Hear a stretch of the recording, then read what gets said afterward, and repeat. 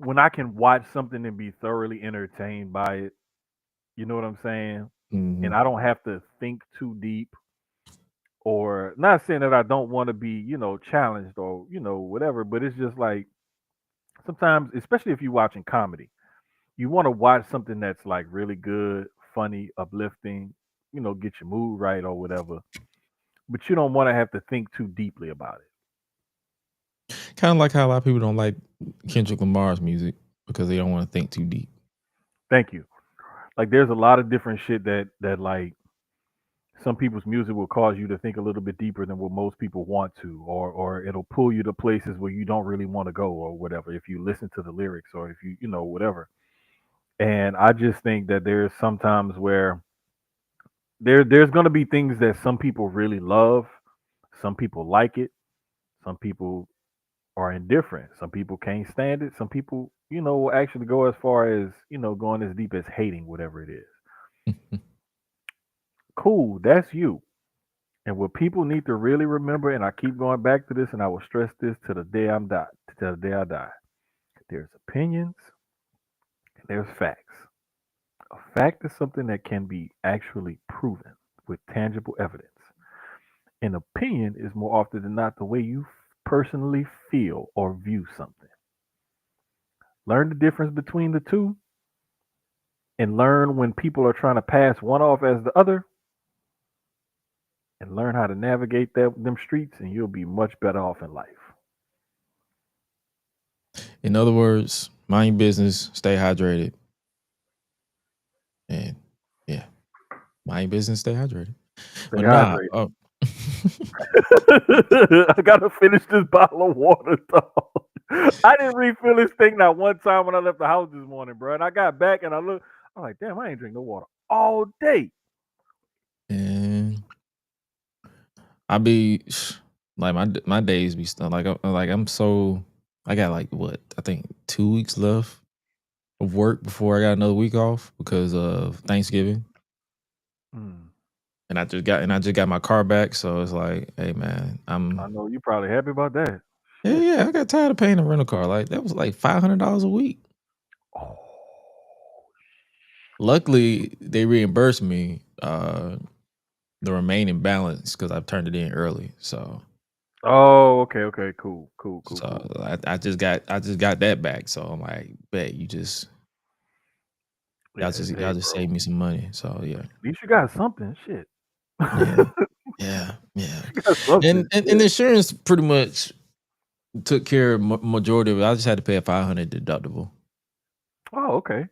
So it's not like I'm not complaining. I'm like because it Hmm. could have been worse. Like, and the damage on the car it was more so like I could have rode with the dent, but I'm Hmm. like eventually I'm gonna have to get my oil changed, and they're gonna have to get under that hood, and it was kind of a headache to open the hood. I was like, Mm. just get it fixed, and then and make it back. Uh, Yeah. I'm probably gonna make that back in 2 weeks. So There you go. and then and then other than that, man. And speaking speaking of all that stuff, we're winding down on this type of stuff too. Because I'm out here dressed like a comfortable Viking with a Bro, you look like hoodie. you about to go hunting. Yeah. The fun thing is, this is a Chucky hoodie. Oh, okay, I'm seeing it now. Yeah, it's a Oh, Chucky hoodie. it looked like camouflage from a distance. And dude, that's what I'm saying. Like I got it for Halloween, and buddy of mine was like, "Yo, that can pass for like for something you wear like if you going hunting or to go chop some wood." Straight up, like that definitely look woodsy, farmsy. Yeah. So we're about to clip farm for you guys and press this intro so we can get the show officially Yep. on the road. There you go. Feeling like GRESH UNLEASHED. One time for the sickos. I'm all elite with the game from the get-go. Ain't full of no stardust, I'm a real nightmare, bruh. You can meet me at the crossroads. Business is booming, and I feel like the hearse and the kid, and they tell me don't hurt anybody. I'm way too fly like Kevin, I could do this all night. Step back, it's a private party. I'm more dirty than dumb with the way I live. No saint like Ricky with the vibes I give. Looking at my watch, it's about that time. When I hit him with the toodles, it's a lot like Tiff. Might as well call me Tony. They don't even know that I'm timeless. AJ Francis, all I really know is first class. $1 million man, 2 prices. You ain't even over. Shout out to my dogs like Bron. Baby, I'm a limit breaker. You are just a death rider. Can't rest in peace. I saved that for the Undertaker. Proceed with caution, but you ain't Naomi. Can't book the team. Your name must be Tony. IWC say you got to go. Hi-Lite Jermaine and GRESH Run it. Let's start the show. Cool kids step to the front. Cool kids. Too sweet sign for the click. Gotta give the people what they want. Gotta get eradicate quick. Yeah, I'm like Seth with the outfits. Coming in hot too live on your outlets. Running these streets like the prophets. Thank God for the new day. Can't stop it. Jay Uso with the yeet. Eat, sleep, flex, and repeat. Whole new swag with a price on the tag like Javon on the young OG. Better recognize on the mouthpiece. See the power level gotta increase. Bring your content on the daily. Feeling like GRESH Unleashed. Greetings and salutations, ladies and gentlemen, boys and girls, non-binary pals, baby mamas, baby daddies, and everybody in between. Welcome back to the GRESH Unleashed podcast. This is episode 141 of the show that brings you the good vibes to the best of our abilities. Joining you as always is the voice that does the most, the purveyor of mischief, GRESH. And joining me as always is my guy representing the familia as well as Sucio Boys Sports and Sucio Sports in general. He's none other than the giant of the familia, El Gigante Negro, Jermaine. What's up, brother? I almost said something different, but I was like, hey, let me correct myself live and in direct color. Pun intended. El Gigante Negro.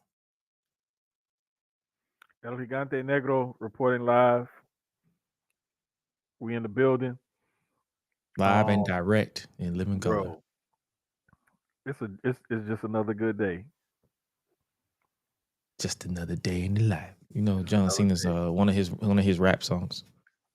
Because he's a rapper. Oh shit, that was on that album, huh?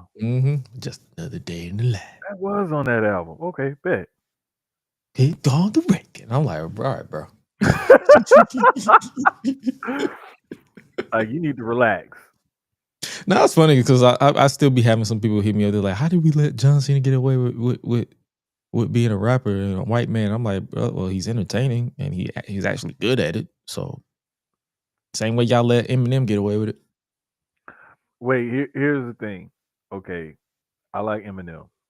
That's what I'm saying. Like, that's what I'm saying. I'm like, if he's good, John Cena was, he was that. He fit a bill. And then you also have to understand, like, the platform that he was coming from. He was coming from a platform of being popular as a wrestler and being WWE champion and everything. So he had a certain level of fame before he decided to, like, say, okay, I'm gonna do this. It wasn't like he was trying to do this all his life, his whole career, and he finally broke through. He was at a certain level already, so he had a leg up.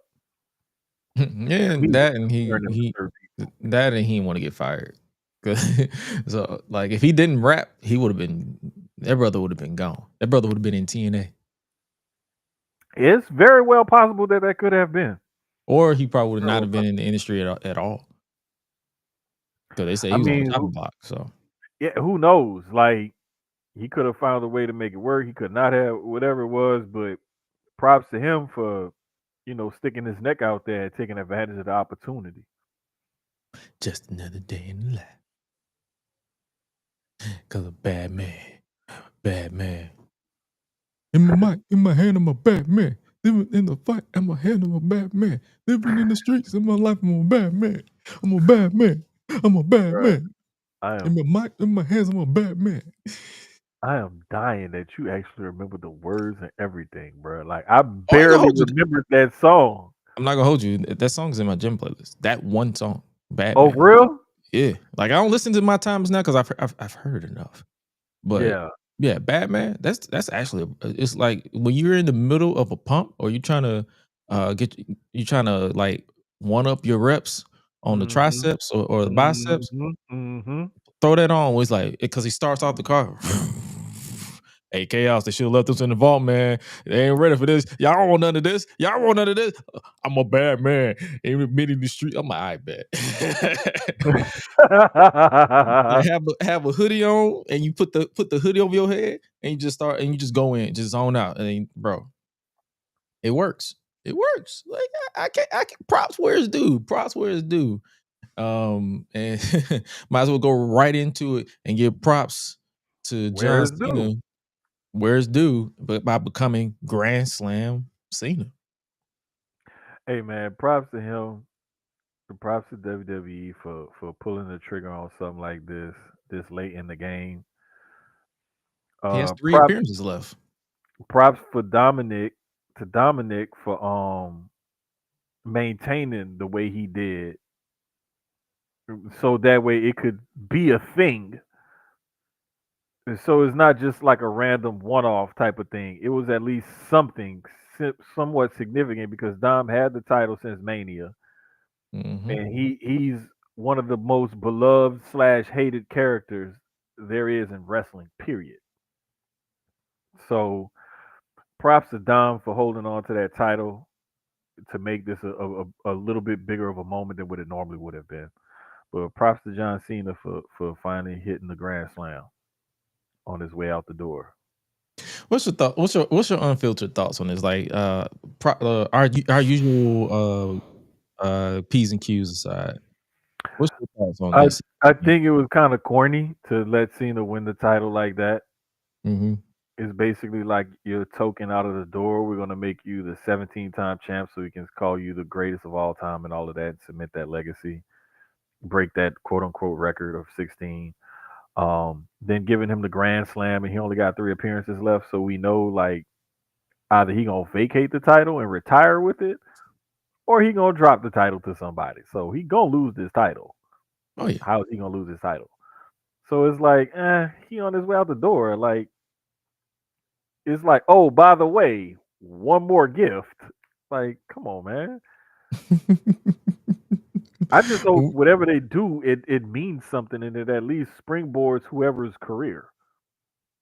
Because I've seen some people suggest that he drops it back to Dom at Survivor Series because that's in San Diego. But I'm like, wouldn't that kind of be Bro, they about to go Ray Dominic. Oh no, I'm talking about me. I see that. But I'm like, for those who saying he should drop it back, I'm like, been there, done that. I feel like, for what? What does that do for Cena on his way out? Outside of, okay, you got this checked off your list. What does that do for Dominic? Like, honestly, right? What you dropped it and you get it right back? Like, okay, cool. Cena's already preoccupied with whoever is going to win this tournament in his last match. And you know how he is. You know what an egomaniac he is. He wants to make sure this last match is going to be something. So, what better way to do it than to be like, okay, well, I'm going to go out, and if I lose this title, I'm going to retire. He can't even do that because all of this is already planned out. So we already know his definitive end date is December 13th. He's out. Yeah, they market it. It's literally John Cena's last. This whole tournament is the last time is now. Literally, we know you're going. Year basically of us knowing that is the last day, the last match, the last whatever with Cena. How does this let's look at the field that's advanced so far. So far, we have Rusev that advanced, as well as Sheamus. Do you feel like they go to the Sheamus route to kind of go from a token to token? Like say, hey, you've never won the Intercontinental Championship. Here's the guy you beat to win your first WWE Championship in 2009 on a silver platter. Put him out on his back and start your reign that way. Or do they go the route of, hey, someone up and coming? Because we still have a couple of matches that were just confirmed. We have Gunther versus Javon Evans. Rest in peace to Javon's chest, because Gunther's about to chop that shit. He about to chop that shit and turn him into Kofi 2.0 with chest wise. And we also have Solo Sikoa versus mystery opponent. as well as LA Knight versus a mystery opponent. I believe there's one more match I'm missing for SmackDown. Oh, Jey Uso versus The Miz. I think these mystery opponents are going to be. One of them has to be Joe Hendry. Shout out to Has Dre. Why not have Cena still win on top and they have a tournament for the IC title? I doubt they have back-to-back tournaments like that. That's the only thing. Because Yeah, this is a I don't think tournament. they're gonna do that. I think this was just a way to like add a little spice or something on his way out the door to give him that Grand Slam champion and to make that last match kind of mean something besides just retiring John Cena. Mm-hmm. I think that basically is what this is about. Um, and that's how they're gonna do it. And to me, if you follow Cena's career and how he loves the business and wants to give back to the business, I think whatever they present him with for that last match, he's gonna go along with, whether it's put over somebody young and upcoming or help further establish somebody that they're trying to establish. I think either way that they go, he's gonna go with it because he's gonna see the positive in it and he's on his way out the door. I know he's very legacy conscious and mindful about his legacy and what he leaves behind. So as long as they present him with a solid option either way, he gonna ride with it. It's Oh, just yeah. really the court of public opinion that's gonna determine how well it went over. Is what I really think because I think in the audience that night in the actual arena, it's gonna go over well no matter what happens. If Cena wins or if he loses, because we already know if he wins, he's gonna go out on top. People gonna go crazy. Mm-hmm. If he loses, knowing Cena, that's his retirement match. He wants to go out. He's going to give the speech and all of that bullshit, fine speech. He's going to, he's going to uplift whoever that person is, raise their hand and cheer for this person and their blah blah blah blah. He's going to do all that type of stuff because that's just who John Cena is as a character. So I just feel like I don't know, man. It's this whole last run has been kind of awkward from the very beginning to now. It's all been kind of awkward. Oh yeah. The entire thing just feels, I don't know. It's like the heel turn felt more of a moment and a waste of Right. time than them having something concrete in plan. Because, like I said, I think I've said it on here, and or the enemies, whichever one I've said it. Like I talk a lot, so sometimes they blend together. But when he was being an asshole during the Hmm. Punk feud, that Hmm. should have been the Cena the entire time. If they were going to Oh go the heel route instead of going the you people. Like, bro, like you people turned on me, acting like they haven't been cheering this man since 2021.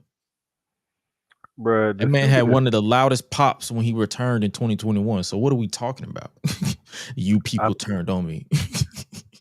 like, bruh, who you trying to convince? You or you trying to convince us?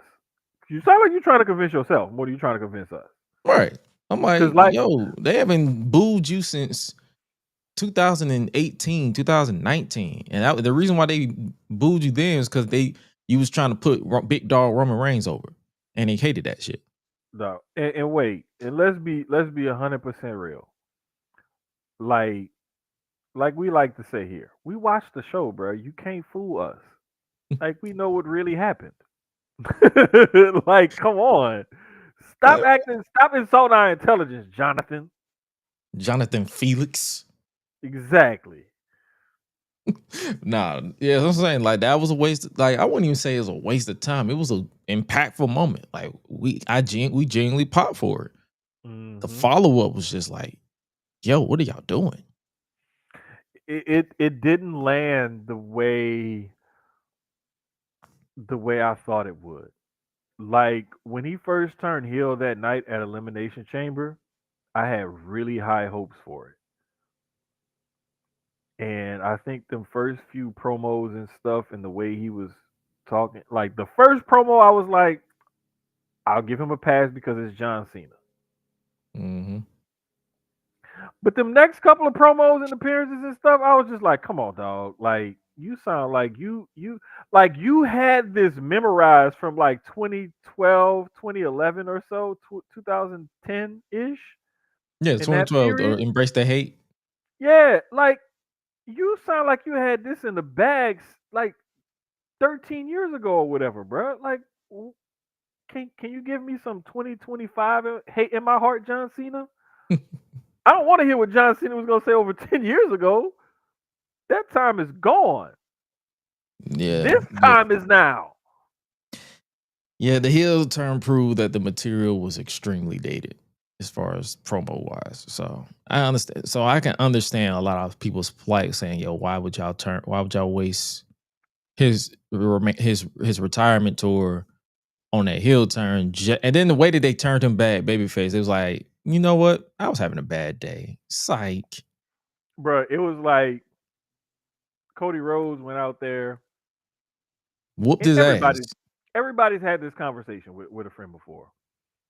You got to put a friend in check sometimes. You know, if you're a real fucking friend, you've had a friend that you've had to set back in line, set straight, get them whatever, right?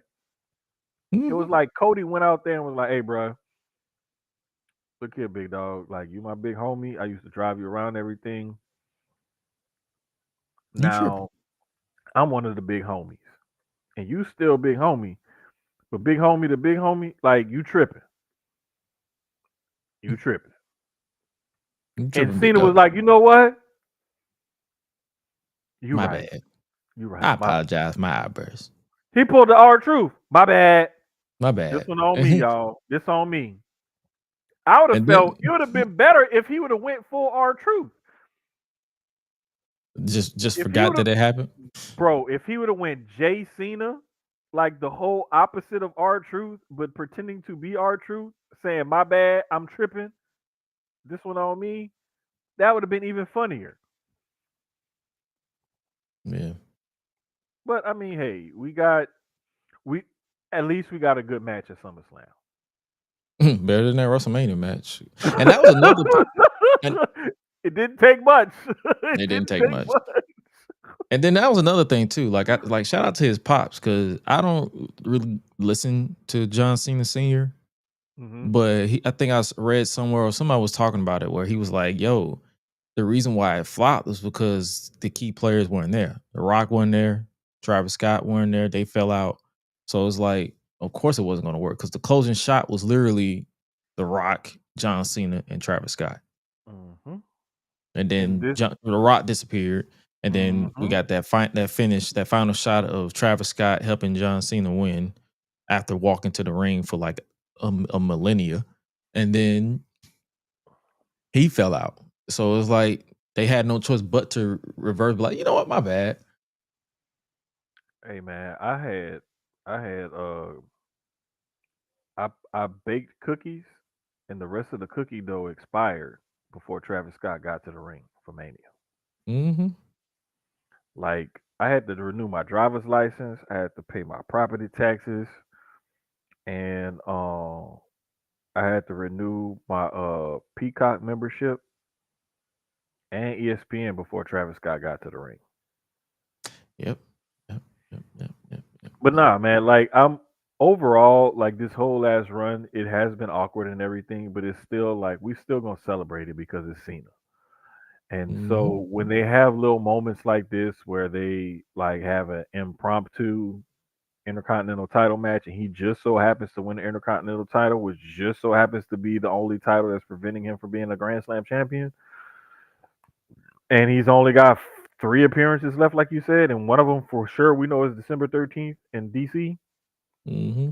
One is in New York next week for Monday Night Yeah. Raw, and And one other Survivor one Series.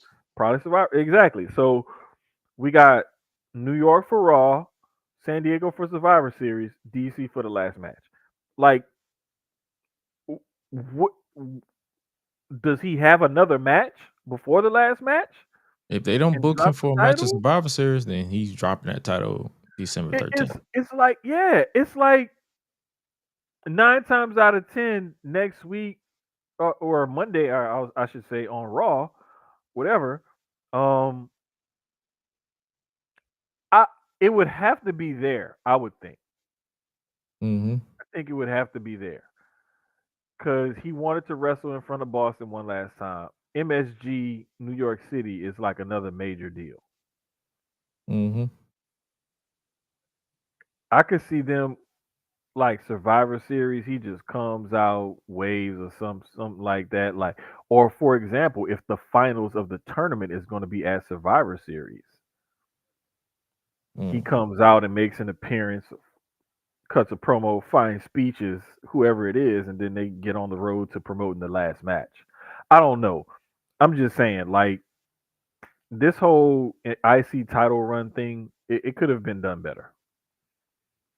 Yeah, because Triple H got to be the center of attention. I just wish that they could have done better with this. I don't even mind Triple H coming out there or whatever. I just Like, laugh.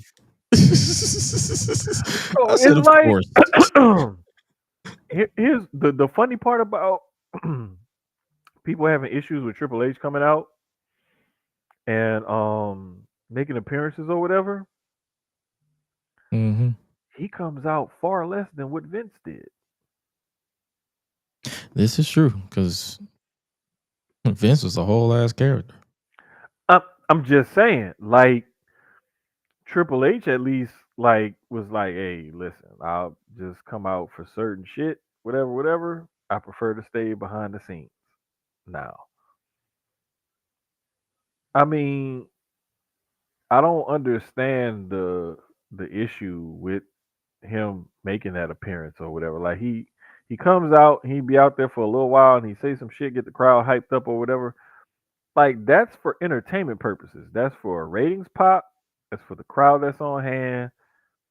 Let's try to maximize and make this moment as big as we can do it. So it to me, I think a lot of the times people choose to have an issue with certain things and they make up reasons to complain about certain things. Exactly. It's the same goes for freaking Tony Khan for AEW because the same thing happens over there. To a certain extent, the same thing happens at certain other promotions and whatnot. People always, why is this? Why is this? Why did this happen? Why did that happen? Blah blah blah blah. Blah. Like, come on, man. Like, I hear people sometimes even arguing about certain like popular indie wrestlers and promotions and stuff like that. Like, why did they do this? They should this should happen. The only time you catch me saying why is this happening is if a death match is shown to me and someone smashes a light tube on their head and then they drop into 3 plates of glass stacked on chairs that's stacked under on top of a like a barbed wire bed. That's the only time you catch me saying, but why? And under those circumstances, we know okay, it's a death match. They're trying to make this as dramatically gruesomely violent as possible. But it's like certain other stuff. I don't know, bro. I don't understand sometimes people's frustrations with certain things that they see in wrestling and that they voice these frustrations about. Because I'm like, there's far more frustrating things that I can complain about the product than why is Triple H making this appearance right now. Speaking of why Triple H does things, why is Triple H making Nikki Bella and Stephanie Vaquer a thing? Because are you moved by this? Are you name. moved by this, my brother? Are you moved by this? The only thing I'm moved by is if Nikki Bella understands that I'm also single and she's also single, so we both single and we can mingle. You feel me? You guys should join Christian Mingle. Listen, because Stephanie Vaquer, she's with Miles Bourne. Like, baby, listen, I'm gonna keep it 100 with you. That man can't even hear when you're in the throes of passion. At least I will hear respond to your body. That's all I'm gonna say. I bequeath my time.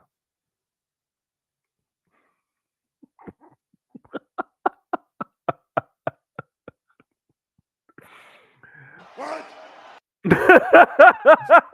I knew I was about to get something.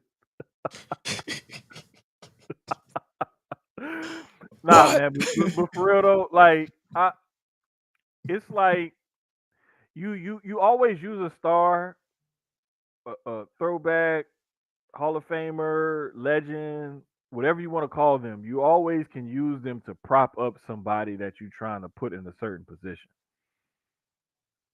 Beating somebody like a Nikki Bella has a certain connotation to it.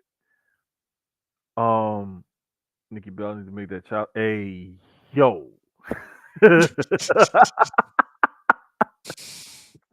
She did get the short end of the stick of that divorce. Yeah, she did, but I mean, it's her fault. Like, you put yourself in that position, it is what it is. But what I will say is, Nikki Bella's not winning that title. This is clearly to help vault Stephanie Vacquer into a different level by beating a legend, a Hall of Famer.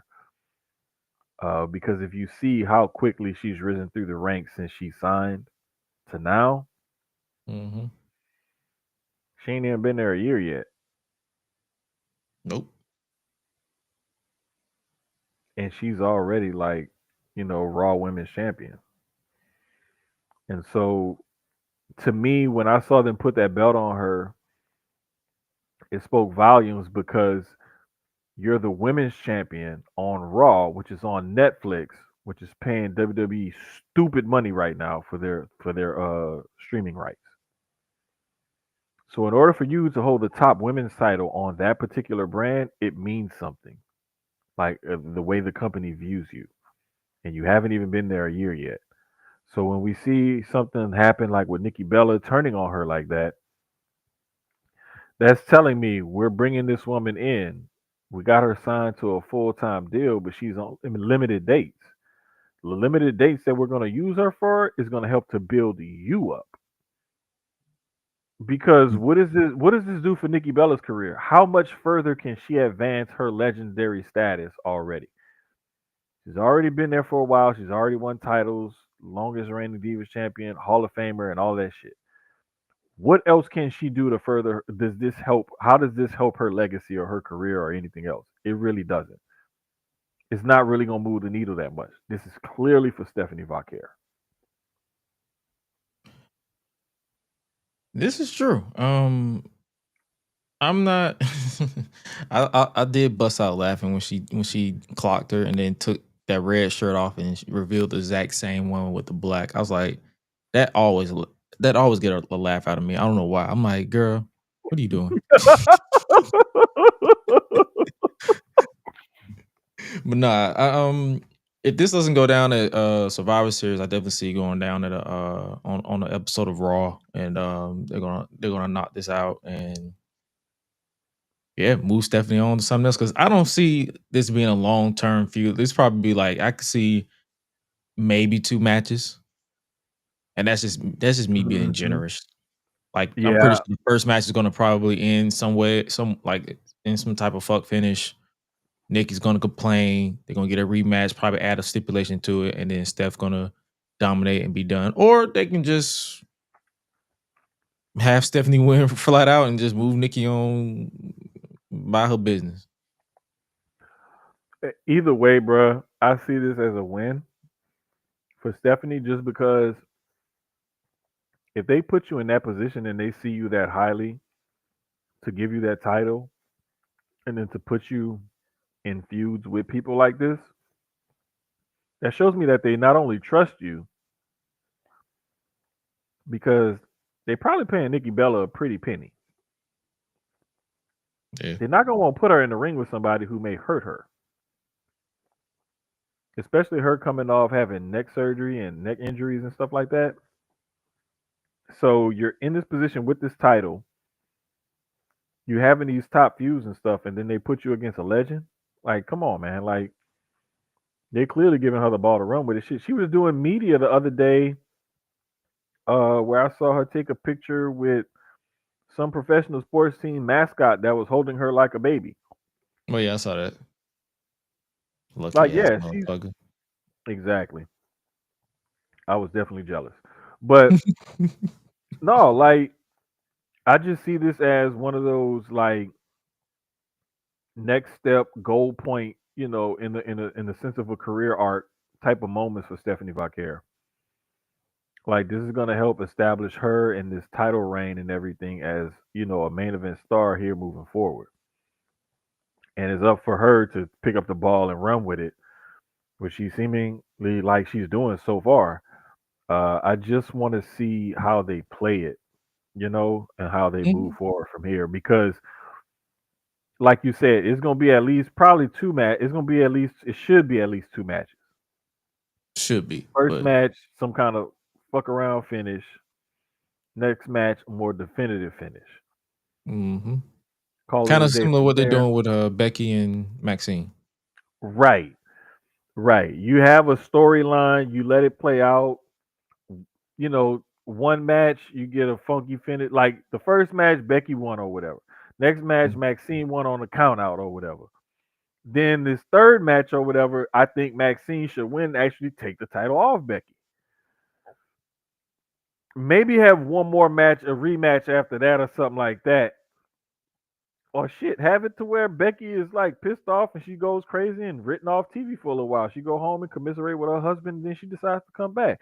I don't know, but I mean, in that storyline, I need to see Maxine take the title off of Becky, and then at least Becky go away for a while, or Becky try to immediately challenge her for a rematch in some sort of way. Oh yeah, and lose again. Kind of similar to what you remember when Jeff Hardy fell off the wagon in 2011 and came back and feuded with Jeff Jarrett in TNA. Okay, so like I said, I've been trying to catch up on old school TNA. I So I'm gonna do give remember you, him falling off the wagon, and I do remember him trying to come back. I just can't remember who he was going up against and feuding with when he came back. he came back and feuded with Immortal, the group that he was on, that he was in. So Okay, he came back a babyface. So they had, I think it was either Victory Road, not Victory Road. I think it was either Final Resolution or Genesis, where they had Jeff Hardy beat Jeff Jarrett 3 times in one night. So basically, what the they what? they they Wait, won. wait, They wait, wait, wait, bro, wait. Time out. you I gotta don't look. mean to interrupt and pause the show like this, but they had three Yeah, times in one night. let me. I'm trying to remember which episode. Pause. Which yeah, I think it was Jeff. It was Jeff Hardy versus Jeff Jarrett in 2012. Bro, you gotta be Which? fucking kidding me. You got to be kidding me. Three He said, "You times in got to one be, night? you son of a bitch." So it was You raggedy. Bro, I'm sitting here. I'm looking for the damn TNA channel on the Fire Stick right now. I know I got it on my other TV, but I think I got it on this one too. is I need to go find that. oh, so they faced each other at Final Resolution, and then they had another one. I think it was but yeah, they had, it was like they he he beat him, like it was Turning Point. Yep, Turning Point. Like it was like they had Jeff Hardy beat him in like 30 seconds.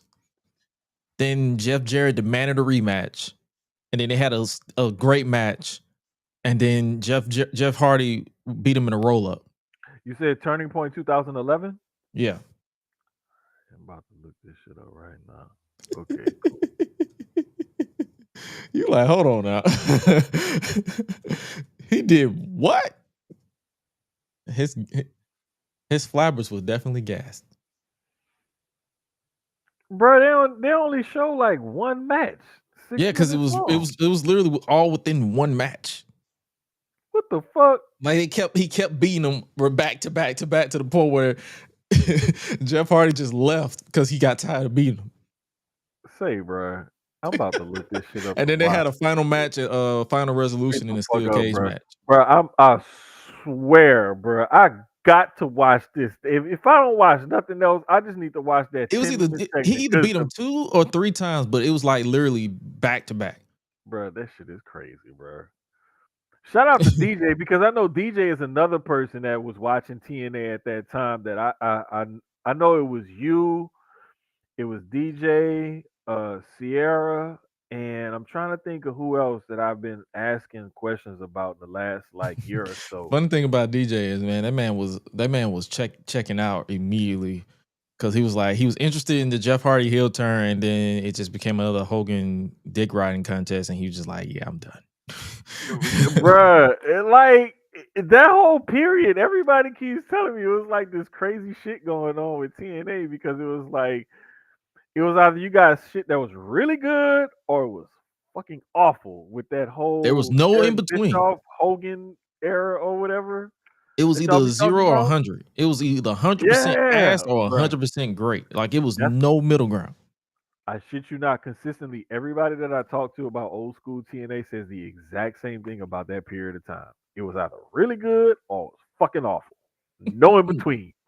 All of None. y'all say the same thing.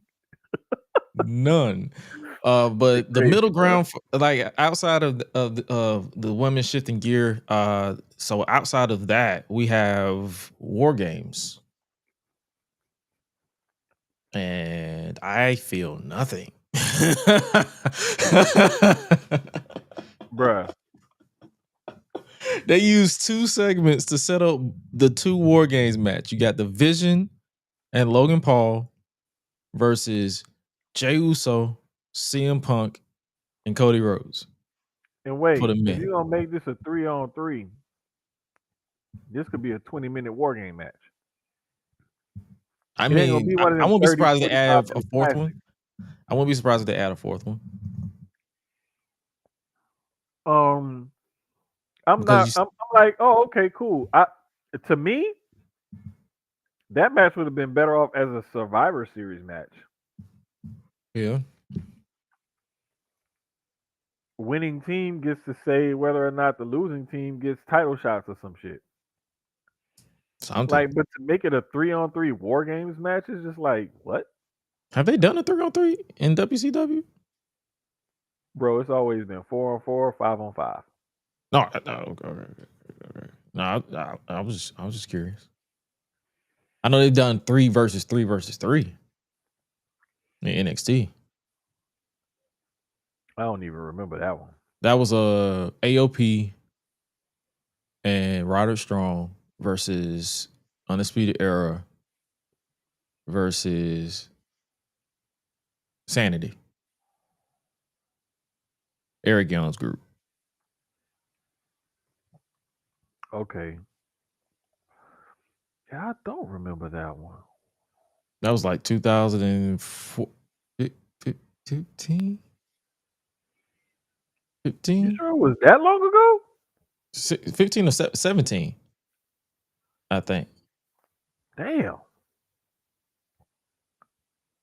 Let me see. I'm finna pull it. I'm gonna do it Long now. ass time ago. Yeah, that was I didn't Takeover War realize Games. that long. That was what year was this? NXT Takeover War Games. That was 2017. Yep. Bro, that is insane because I swear I had not realized it had been that long. Mm-hmm. Mm-hmm. That's wild. Yeah. But nah, I'm not like it. It hasn't really registered yet. The Survivor Series used to be one of my favorite pay-per-views, but Yeah. the Survivor Series has been real hit or miss. I would say the last really really good one. Well, outside of like the one where Punk debuted last year was pretty entertaining. Like the last couple years have been pretty entertaining. But before that, the last good one was when you had NXT versus Raw versus SmackDown. And you had 2019. the whole Keith Lee Roman Reigns finish. Like that was to me, that was like the last good one. I can see that because yeah, because that was like peak brand versus brand, and then after that, everything was just on autopilot because of the pandemic, and you just like, all right, y'all got it. Yep. And then pandemic hit, and then it was like brand versus brand until like what 2022.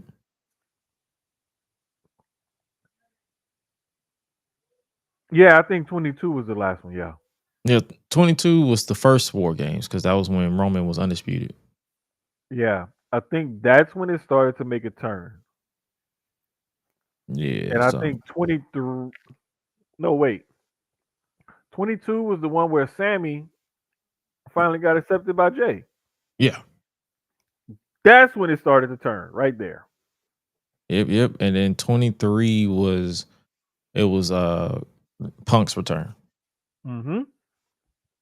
That okay, so 22 is when it finally like went back to going like, okay. So Mhm. and before 19, And last year was Bloodline versus Bloodline. yeah, I think before that 18, 19, whatever, with the NXT, I think before that, it may have been like the Dolph Ziggler one where Sting came back.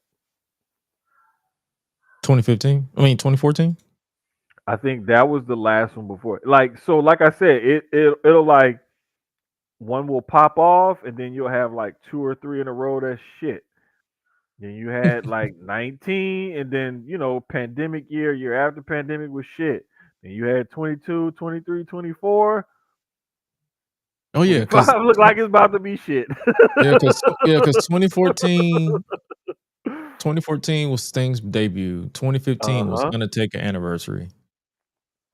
And also them crowning the new world champion because Rollins got injured. And then 16 was the Brock versus Goldberg squash match.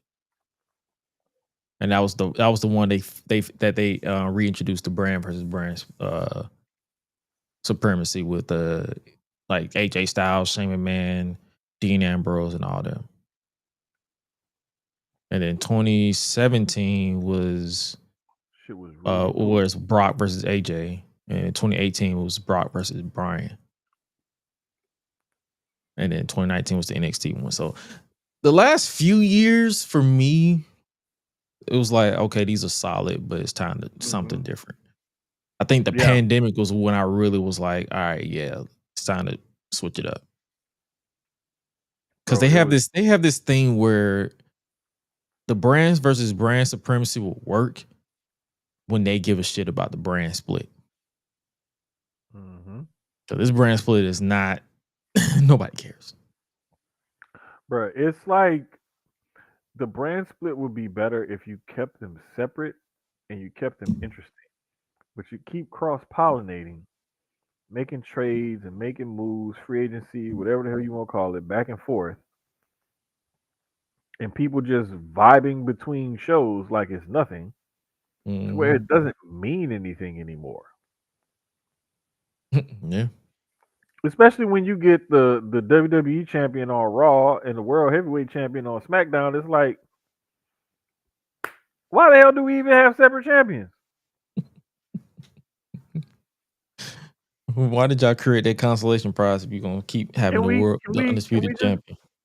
can we consolidate belts and just say fuck it? We just got one main title for each division. Shit. At this point. But I At this mean, point. I get it. You got TV bosses and TV contracts to be beholden to and whatnot. I really get it. But at least make the shit mean something. And if somebody is moving across brands, make it like make sense.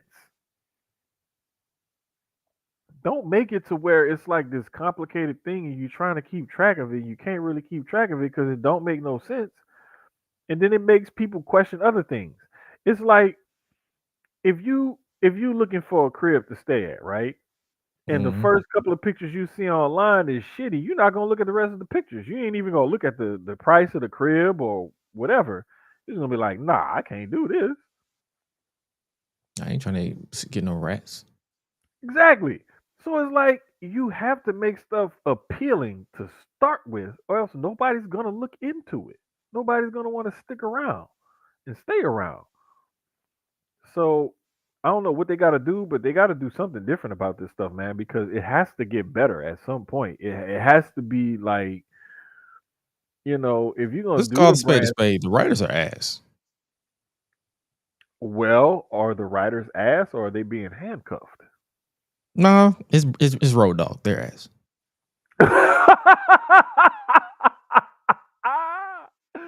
But listen, he's not the only one. He's just like one of the. Isn't he like one of the heads of creative or some shit Yeah, like for SmackDown? yeah. Okay, so that's what I'm saying. There's checks and balances in place. He's not the only one who's in charge of writing the fucking show. Okay. So Road That's what I'm Dogg saying. and Triple H are ass. Yeah, I give me names and I'm gonna line them all up. Everybody who's on that There's, roll, line them but there's all a up, and lot I of will that, call every dog. single one of them ass. Because from what I understand, they have like a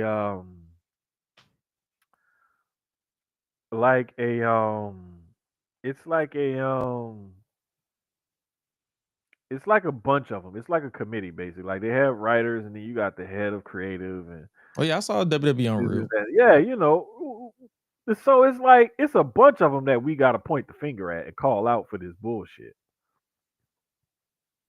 But I'm not gonna lie, this match, The, the women's war game. I'm actually more interested, bro. I don't know why, but the women been keeping us more entertained than the men again. Well, I'm just saying well, it ain't a sexual attraction thing either. They just been more entertaining. Like yeah. I had a feeling Rhea was gonna come back with that face mask because she broke her nose in Japan. and see, I had even forgot about her breaking her nose and stuff. So when she came back with them, I'm like, what the fuck happened? Yeah, Oh, I forgot she did break her nose, huh? That's right, cause people be posting shit online, and she had posted the picture she posted. She was smiling. She was like, "Ah, this was fun." Hey man, that's something right there where I'd be like, Buddy Murphy, you better not get yourself out of line, my guy, because any woman that smiles while she's got a broken nose like that and she busted open bleeding and can barely breathe, yeah, Yeah, you don't fuck up, dog. yeah, That's all I gotta say. Don't fuck up. yeah. Have a Coke and a smile and shut the fuck up. I was waiting for you to say that shit. But No, no, it's the man, yeah, you inflection right. that he used when he says it. Have a coke and a smile. Shut the fuck up. It almost sounded like Richard Pryor a little bit. Oh man. Also, shout out to Lash Legend. She's Yes, officially on sir. Yes, on sir. on the main roster, aligned with Nia Jax. Yes, sir. And shut y'all stupid asses up talking about what they just fighting a couple weeks ago. So fucking what? Logan Paul got jumped by the Vision and then joined them 2 hours later. If that. I mean, what? Why y'all ain't complaining about that shit? Because of reasons. Cause what the But fuck? nah, man, we're not gonna act like that. Like it ain't a tale as old as time. Like hell, what's the Death Riders philosophy? If we bleed together, we ride together. I mean, listen, It's kind of everybody crazy, that got but yeah, jumped by him and then jumped in, and it just looked like a wrestling version of Blood In, Blood Out, yeah. basically. So I'm cool with it. I mean, it's like we've seen far worse shit happen, and people don't question it. But for y'all to question this, it just makes me feel like there's more motive behind y'all comments and shit. And didn't y'all shape y'all mouth to say, "I'm tired of seeing Naya in the world title picture"? Listen, you wanted Lash on the main roster. You got tired Mhm. of seeing Nida in the title picture, especially with Tiffany. You was ready for the Kabuki Warriors to do something. There you go. You got all three of your fucking questions answered, and you're still complaining. Some of y'all just ungrateful motherfuckers. God damn. Matter of fact, some people need to have a Coke and a smile and shut the fuck up. Some people need to have a Popeye's biscuit.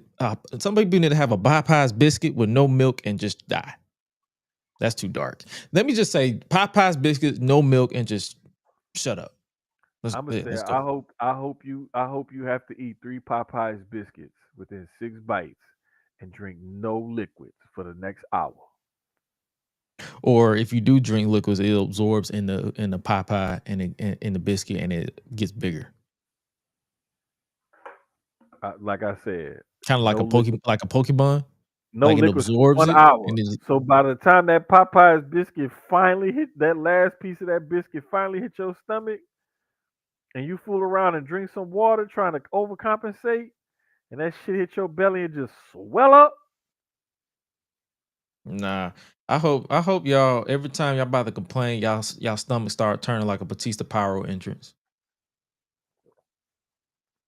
Really and truly, I'm gonna just speak my mind. I hope you get uncontrollable diarrhea while you stuck in the middle of traffic and you 45 minutes from the crib. That's what I hope happens to you. 'Cause it's just stupid. The amount of stupidity sometimes that goes on the internet. It just makes me think like I wish certain people could just have like a blanket signal over them that hovers over them like a black cloud that prevents them from getting online, so that way they can't spout their stupidity to the rest of the world. That's what I hope happened to some of y'all.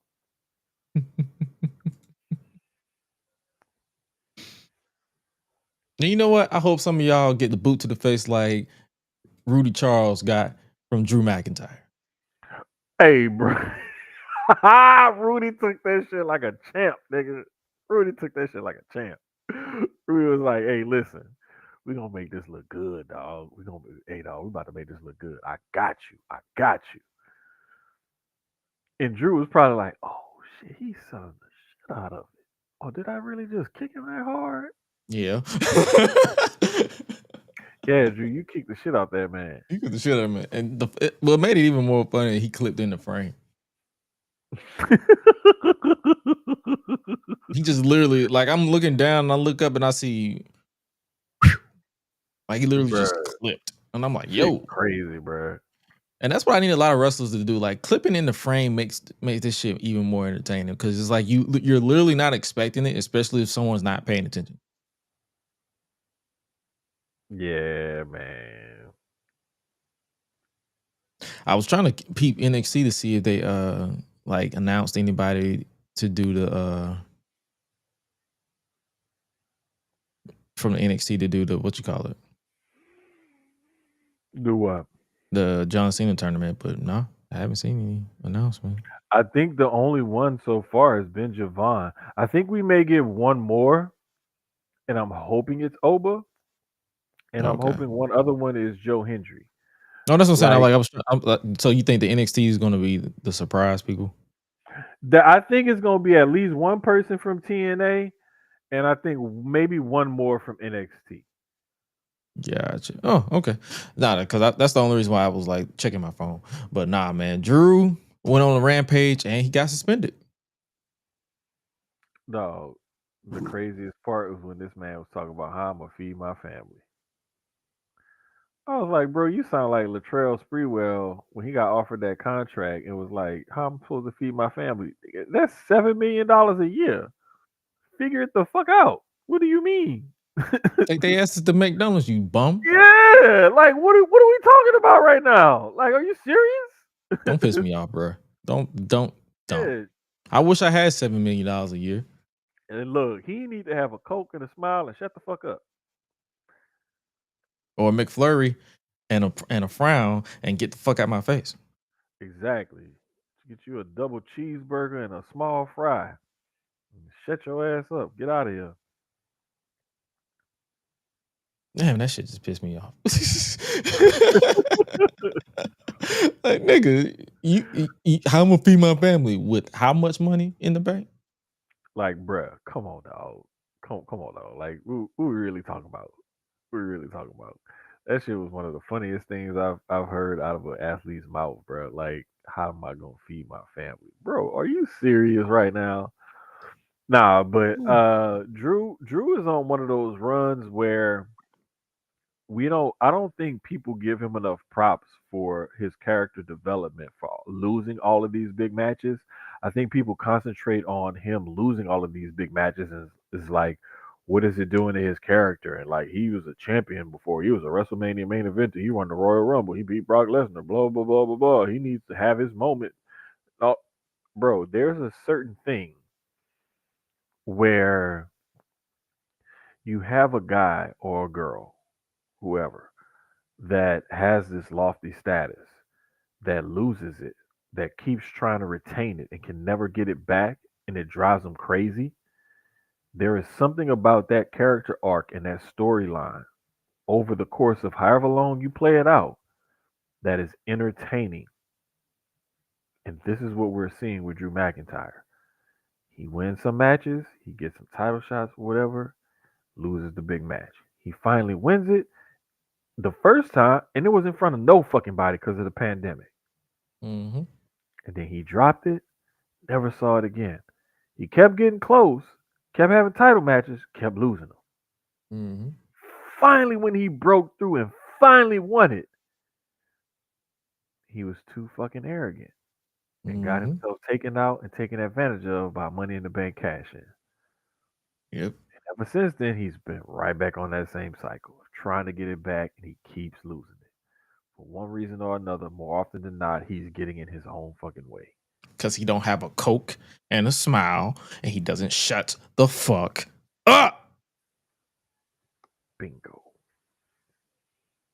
Damn. If he just followed Gresh's simple life advice, he'd be better off. But he don't. So he ain't. don't. And y'all need to get over it. Like, stop fucking talking about it. Like, everybody can't win everything, and everybody doesn't deserve a title shot or deserve a run with the title. That whole deserve. Deserve, what people deserve is oftentimes in the eyes of the people who are judging it. Mm-hmm. And if you're not one of those people that's going to determine the direction of that person's life course of their career, their salary, or what have you, then you don't get to say what they deserve. Because you feel a certain way about it as a fan, as an outsider. But that person may be happy as fuck doing what they're doing because they're getting well compensated for it. And they know that I can't win every match. I can't win every title match. I can't be a 37-time world champion. I can't have, a 4-year long title reign. That's not for everybody. So sometimes you gotta take the short end of the stick, big dog. And you gotta be willing to be okay with that shit. Everybody has a hand to play and a Thank you. position.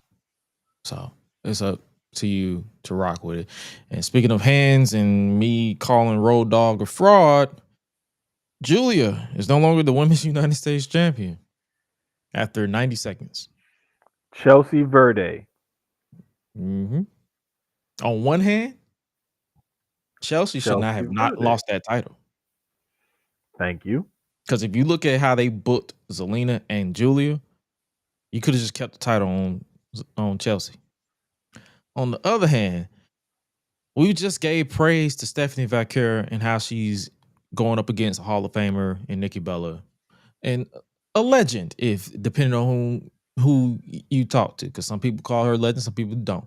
That's your prerogative, not mine. I don't give a fuck. And they came in at around the same time because it was like Julia and then Stephanie. Mm-hmm. What the hell are they doing with Julia? Hey, bro. I don't know, dog. Like, I be wondering sometimes because I'm like, Julia is a bad motherfucker. Like, Julia she is legit. Like, she can really go in the ring, and she is like one of the queens of strong style. And like, y'all can't figure out how to use her on the main women's roster as a badass. Like, I don't understand. Like, y'all have her as this mythical, kind of mysterious, slightly character with this business manager and Kiana James now as a mouthpiece, and then you have her lose like this to Chelsea. This should have been like a 8, 9, 10 minute match, back and forth, and then Chelsea did some slick shit to pull out a quick win. Not a freaking 2-minute roll up, put my feet on the ropes, ha ha ha, I got you. Like, Julia is not like a white meat baby face to be taken advantage of by this dastardly heel in that manner. Mm-hmm. It just doesn't make sense. putting the belt back on Chelsea is one thing, but like having Julia lose like that's something different. I really don't get what they're doing, and I don't know why they're doing it. I just hope it has some sort of payoff in the end for Julia. Right. Like, because Move her on to the world title picture or something. I've seen people say, like you said, I've seen some people say, hey, she should move on to the title picture. But I'm like, how do you take her serious unless they use this as a motivation to like for her to get pissed off and not complacent and just start taking people out? But then And then will you basically put your, but then they're gonna put themselves into another corner because it's like, will you feed her to Jade Cargill? exactly. And now you have, well, not just that, but you have almost like a redemption arc type of story that you have to go through with her where she has to like beat up on some people first, win some feuds and get some shit going first, and then, you know what I'm saying, um be involved there. But I don't know, bro. I just feel like sometimes like they make these decisions kind of hastily without a plan moving forward for either person, or they may have a plan for Chelsea and they just don't know what the fuck to do with Julia. It just seems like sometimes these decisions are very hastily put together and thought out, or like they have a framework of an idea of what they want to do and they're not real sure, and so they're just gonna play it by ear moving forward. I don't know. It just doesn't seem like it was well thought out or Yeah. planned or what have you. Like, I'm not out here saying, oh, Julia's buried, this, that, and third, but it's just like, y'all need to get y'all shit together before people stop giving a fuck. Exactly. Exactly. I don't think people have checked out on her. I just think that it's starting to get to a point where it's like you keep going in this direction and people are going to start to check out, you know? Oh, yeah. Because one thing about me, I'm not finna give up because I rock with Julia. Like, I've seen a couple of her matches. I need to go up, so watch a few more just to get that feel of Japan Julia. And I enjoyed her brief run in NXT. Like, I'm not finna just sit here like, oh my God, it's the end of the world. Oh my God, there's this it's the point of no return. Because I've seen someone was like, oh, they should start from scratch with Julie and send her back to NXT. And I'm like, all right, bro, relax. Relax. She's not Ridge Holland. She's not Ridge Holland out here. Relax. Yeah, it is. I think sometimes people take it too far. But I really just think that, you know, a little reset maybe with Julia, and not just a total character reset where they repackage her and re-debut her and all of that. No, I'm just saying like take her character in a different direction, starting with the following week on SmackDown, like this coming Friday or whatever on SmackDown. Like I need to see her taking a different direction. If she's not taking a different direction, she needs to take that title back off of Chelsea or something. Like they need to have a definitive direction for her, and it needs to make sense moving forward. Like that's how you get around a decision like this. Like you have a definitive sequence that you want to see her in from here forward, and you take her in that direction to try to elevate her or get even more out of her. But when you just make a decision like this and you don't really have a direction you want to take that character in, it makes that decision seem even worse the longer time goes on.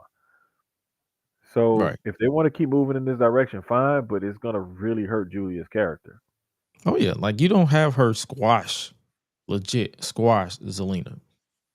Because not only you're doing damage to that title, but you're doing damage to her to have her lose pretty much in a similar fashion, but quicker. Yep. So, hey, get y'all shit together. And speaking of getting shit together, that bitch show is back. Yes, sir. Short, straight to the point. I'm that bitch. I don't know why people expect her to come out and cut like these 4, 5, 6 minute long promos, these long drawn out diatribes or whatever. Like short, sweet, and to the point is how she should keep it. Because she's a big, bad, dominant woman. She don't have to say much. She just come in, whoop ass, and leave. There's nothing wrong with that. There's a place for everybody on the roster. Sometimes you need a big badass that don't be running their damn mouth. They just come out there, whip ass, and go home. Yeah. It's like her busting her face open, or Nia busting her face open, reinvigorated her drive. And it's always Nia busting people's face open that be causing people to step to that next level. Dog, I promise you, I just want to meet Nia Jax just for her to bust my face open because of what she did for everybody else's career. Maybe it'll do the same for mine. So Nia Or she might Jax, give if you you out CTE, there, whichever one come first. she might get what? Or she might give you CTE, whichever one come first. Hey, look, I seen what she's done for others. Lord, can she do the same for me? It's my prayer.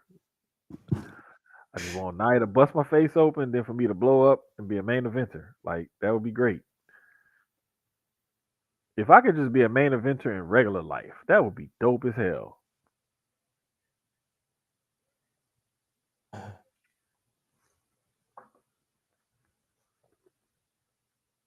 Nope.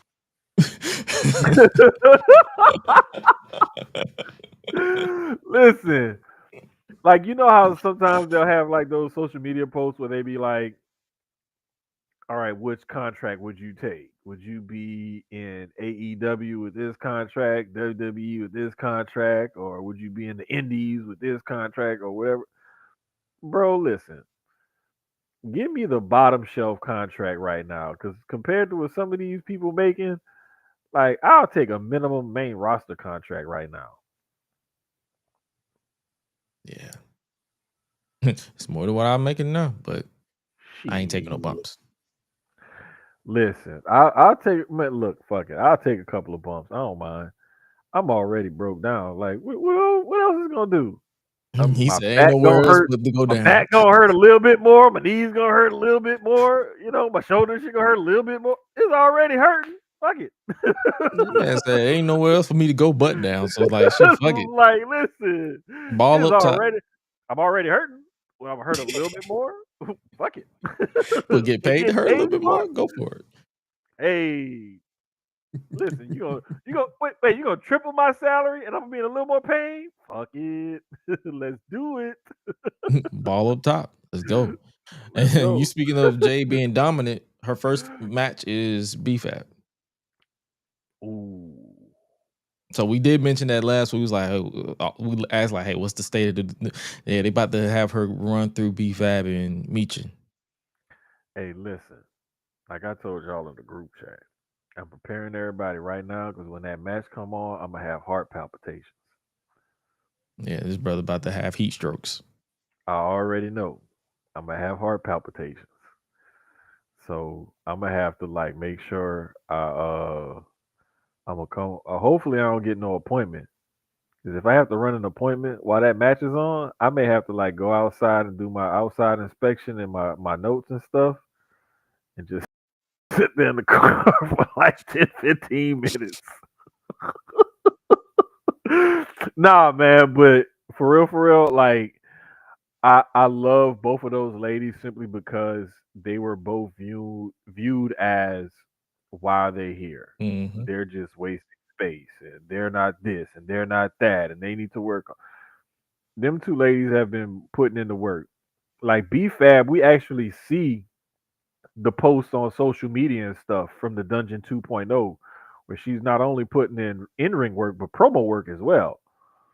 We see her getting more TV time and stuff, and they're figuring out what to do with her. And Jade, we already knew Jade was going to be a star just because she had that look. She just had to put everything else together, and she's seemingly been working on that because not only has her execution of her own moves have been good and better, but her selling has been better and timing is getting a little bit better too. She still has a little ways to go, but I mean, she's still working on it. Mm-hmm. But I can see the improvement over the years since both have debuted on TV. And that's what I give props to. I don't give props to, well, you're in this match with this person, so why aren't you on their level? Well, that person's career has been X amount of years longer than this person's has. They have X amount more wrestling experience. Judge that person on when they started their career to where they're at now, not who they're up against. Yeah, people and that's like what that, I I don't think pay them. people have a hard time People with. like that, I don't pay them no mind because they can't even run the basic ropes without wanting to throw up. Oh, brother. Like the people who be judging people's ring ability, please run some ropes and then talk to me later. Wait, not only run some ropes, but I need to see you take a couple of flat back bumps. And just let me know how you feel. Just show it to me. Like you got to do that. Yeah, You got to do the post the video. basics on top of basics, on top of character work, on top of Mhm. psychology.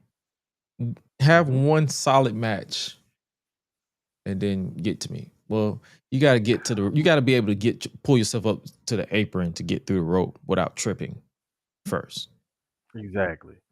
Mind you, these ladies are doing this on national TV every fucking week, just about. Mm-hmm. So they're at the beginning of their career, still green as grass, and they're out here, performing on a major level. And I just feel like the disrespect in the comments and stuff that I see and I hear is just wild to me because I'm like, okay, number one, like you can't do that. So why the hell you think you criticize them?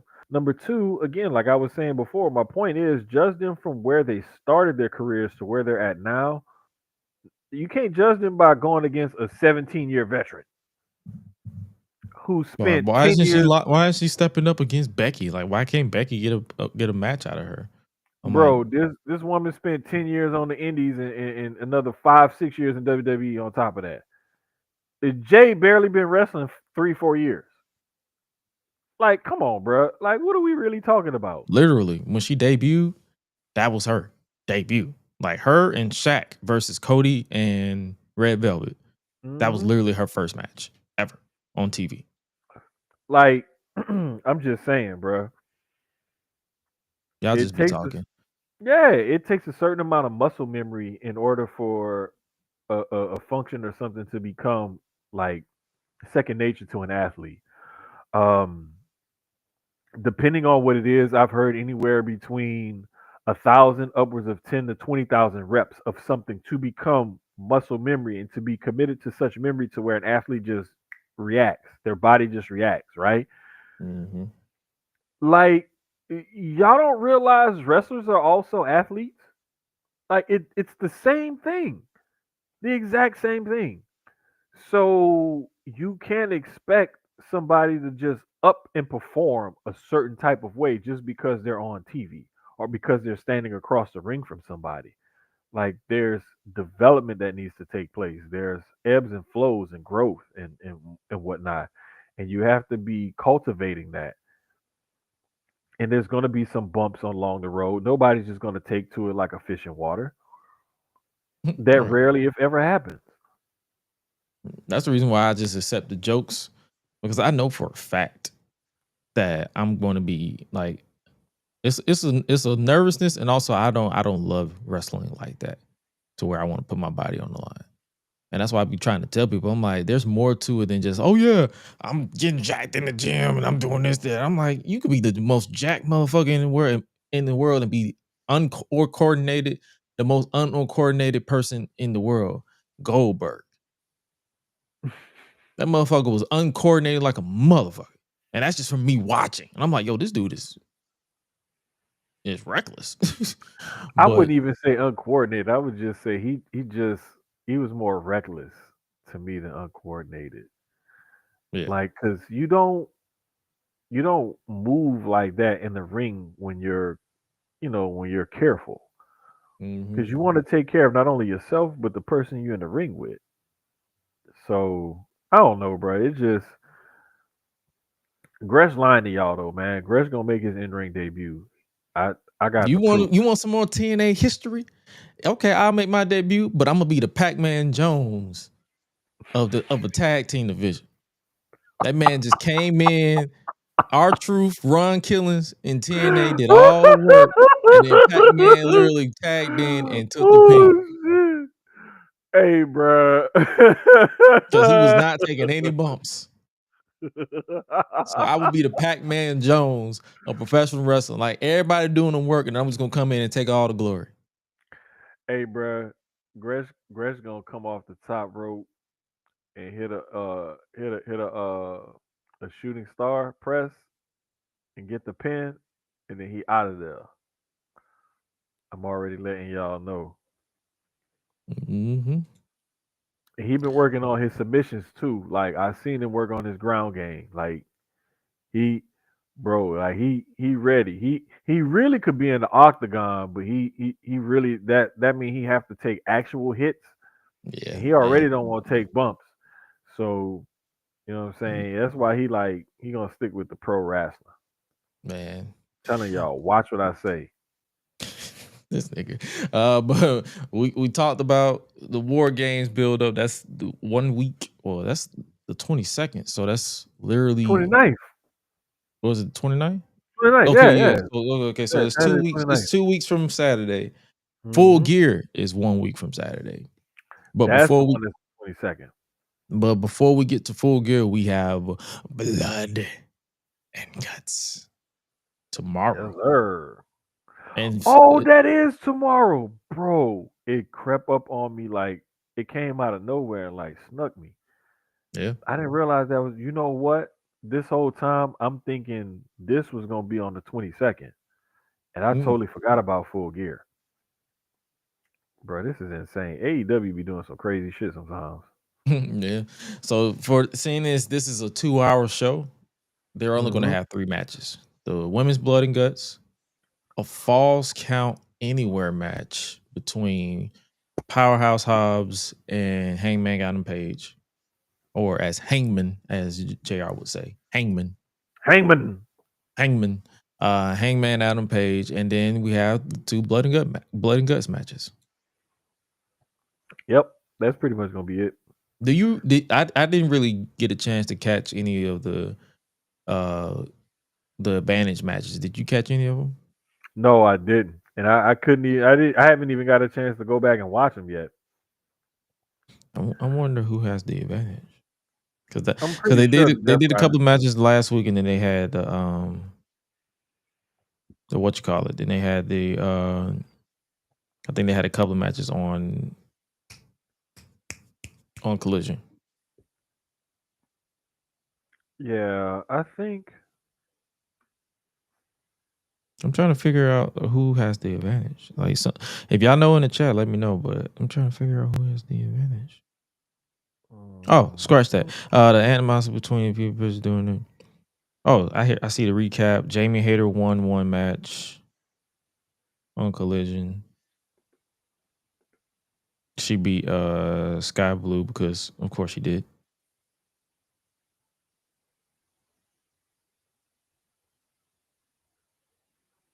So yeah, it's looking like the baby faces had the advantage. And that's one thing I don't like is when the baby faces had the advantage over the heels. Yeah, that shit don't make no sense to me, bro. Like I hate when they do that.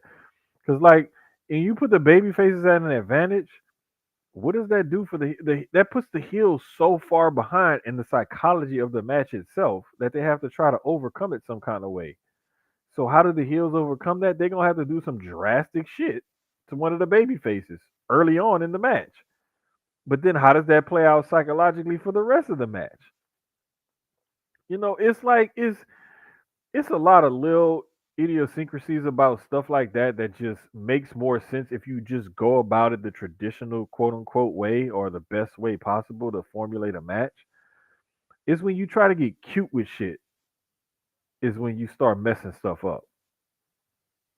And in matches like these, the baby faces should never, hardly ever have the advantage. I wholeheartedly agree. The only But time you give the baby faces an advantage is if you have like some sort of like Big Show, Andre the Giant, Undertaker type of heel that's gonna come in and then even shit out, basically. But then that person has to be in the match long enough to even it out for the rest of it. You know, it's just too much. I'm sorry. I just don't like it when baby faces have the advantage in these matches. oh no, I say that all the time because I think they did that with the women's war games in WWE at one point, and I was like, I think it was that one in NXT, right? yeah, I was like, yo, this is kind of dumb. Yeah. That's all. I just said that with a straight face. I'm like, yeah, this is kind of dumb because I'm not feeling sympathetic. I'm like, oh, they're going to win. Bro, it's so I'll just be like, oh my gosh, why are we doing this, guys? Why? And the only way I would see them make that make sense if someone is taken out briefly from the babyface side. And I need to see you like stretch it off or open the cage up, tend to them medically ringside or something like that, like an extended period of time. Yeah. So we have the men's blood and gut match: Death Riders versus Darby, Mark Briscoe, Orange Cassidy, Roderick Strong, and Kyle O'Reilly. Whoever opens the show, the opposite cage match obviously will close the show. I have a feeling this is going to be a legit bloodbath. This entire show. Yeah, I got Who the Death dies? Riders. I got the Death Riders winning this shit. Yeah, somebody on the babyface side going to die. Definitely Darby. I don't even know why I said somebody. Darby. Exactly. Darby is going to die. So Yep. yeah. But I feel like the one that's going to probably keep my eyes glued. We talked about the women keeping us engaged. The women's blood and guts match. Well wishes to Queen Aminata. She's on her way to she's injured right now, so she had to be replaced by Mina. So we have Mercedes, Megan Bain, Marina Shafir, and Triangle of Madness on one side versus Chris Stat, Tony Storm, Willow Nightingale, Mina Shirakawa, Jamie Hayter, and Harley Cameron. Hey, I put it to you like this. I could see Harley getting some color because she about that action. Tony Storm about that action. Willow can be about that action. On the other side, Tekla crazy ass about that action. Marina, she need to be about that action. I don't know. I be looking at these women's matches like, okay, who gonna go there? Who gonna go there and get busted open? Like who gonna either blade or get busted open the hard way and gonna like take this match to another level. That's what I always look at when I look at these type of matches because you can't call a match blood and guts. And I need like somebody's everybody guts to gets come something. out. I really need like I don't want their guts to come out. Then the name it Per defeats se. purpose. Just call it AEW Blood. Bloodbath. Bloodbath at this point because Yeah. I need the title to mean something. I see blood all the time in AEW. I need to see somebody's guts.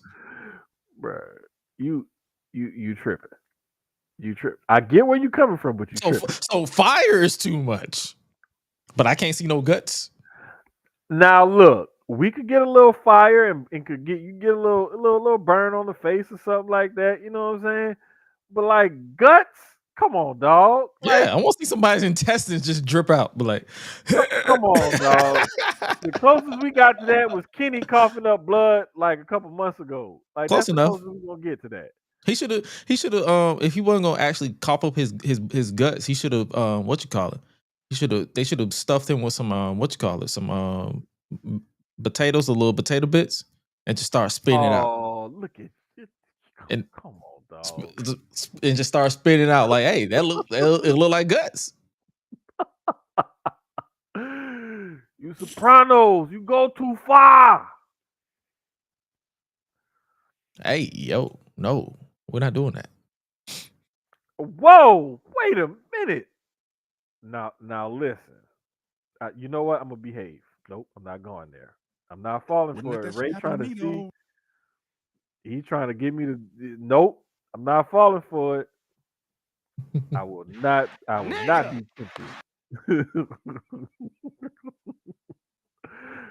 Because you know what? I'm not even gonna say that because see that the devil is trying to tempt me, and I will resist. But I do need to see somebody's guts. Like it defeats the purpose of the name. Like I want violence. But you know what? I'm gonna have a Coke and a smile, and I'm gonna shut the fuck up about it. We're gonna watch tomorrow. We're gonna do Blood and Guts. Yes, tomorrow's gonna be a bloodbath, literally. And then we got Full Gear next week, or the predictions for Full Gear next week. Yeah, they be killing me when they do these back-to-back specials like this, or special TV special and the pay-per-view or whatever. Because it's like, what's the significance of one if you got something else coming right after it? That's the whole thing of AEW. It's just vibes. It's like, can we get some, like, I don't know. Maybe I'm being nitpicky. I don't know, but like, I hate when WWE does it too. Like, we got Saturday night's main event on the 1st, and we got blah blah blah on Well, the when they 15th. went Saturday night's main event to Evolution. Like, bro, what are we doing? Why we got all this shit like happening right back to back and on top of each other? Like, In come my on, case, dog. it was All In, Saturday night's main event, and then Evolution. Yeah, bro. I was like, you know what? Y'all doing too damn much. And I almost went to Evolution, but I was tired.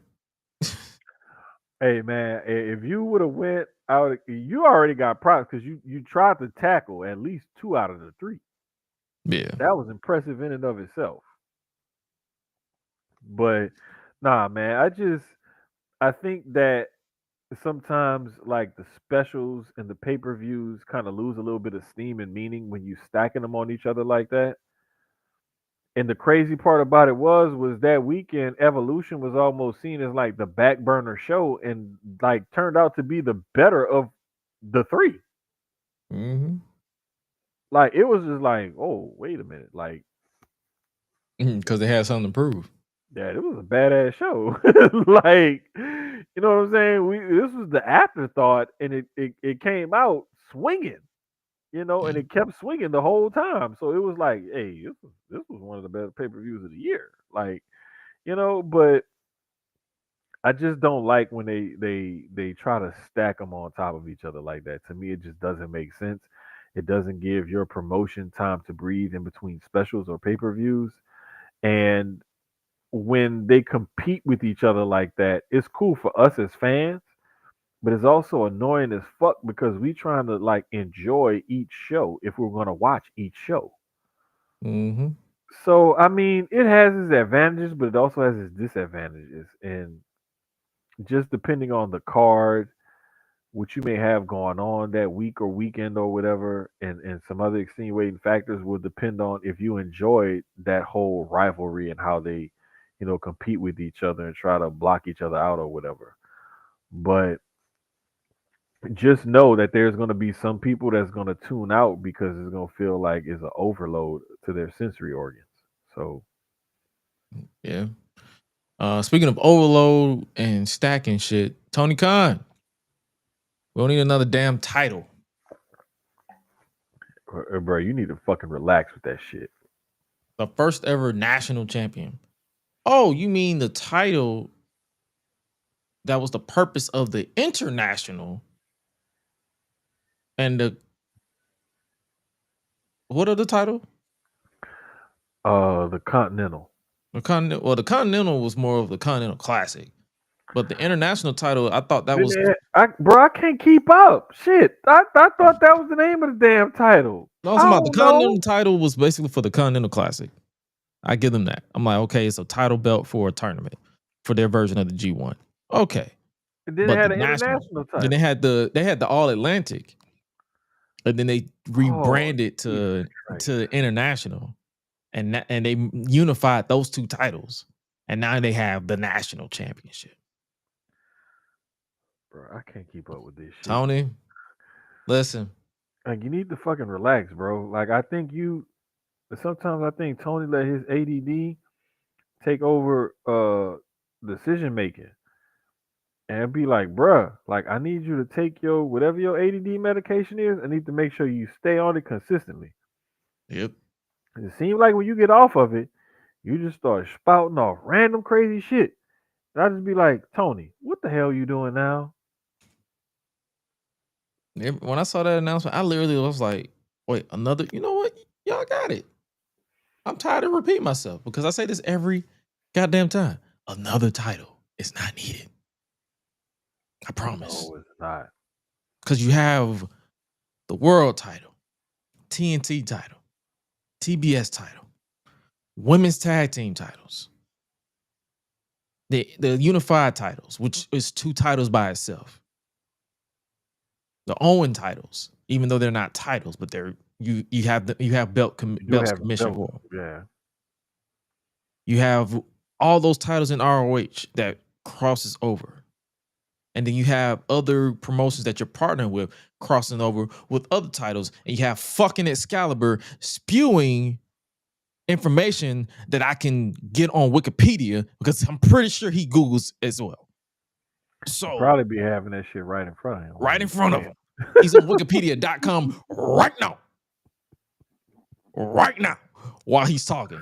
And it just be sounding like bruh, relax. Yeah, I need y'all to all take a chill pill.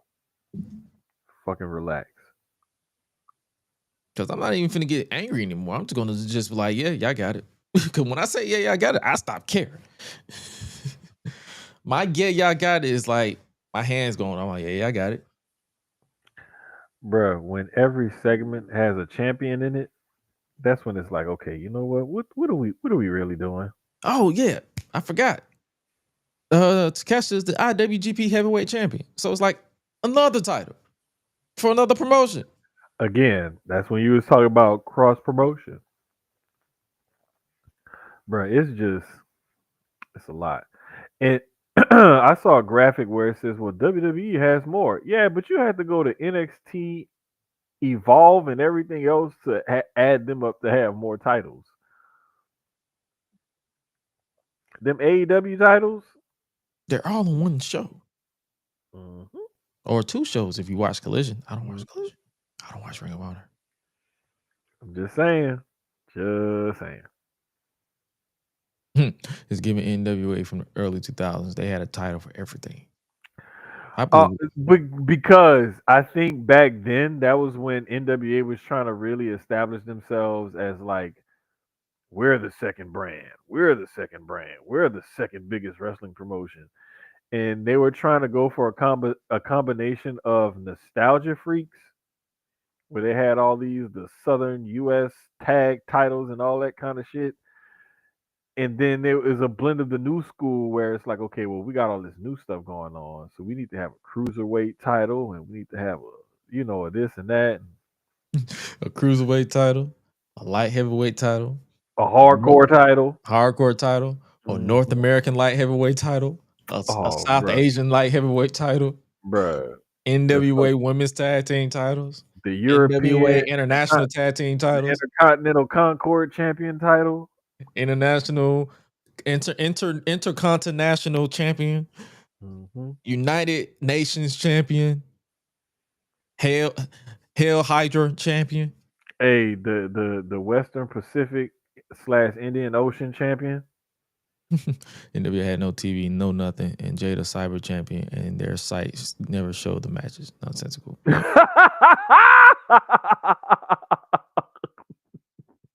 Yeah, how the hell you have a TV champion and no TV deal?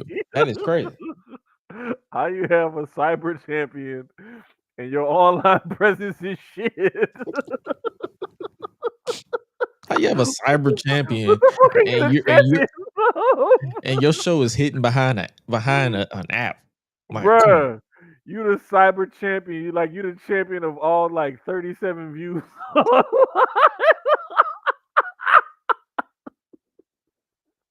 I don't even know who the fuck is in the current NWA. That's what's crazy. To say, bro, Booker T got more people that go to ROH shows than what y'all had streaming online. Like, come on, dog. Like, give it up. Give it up.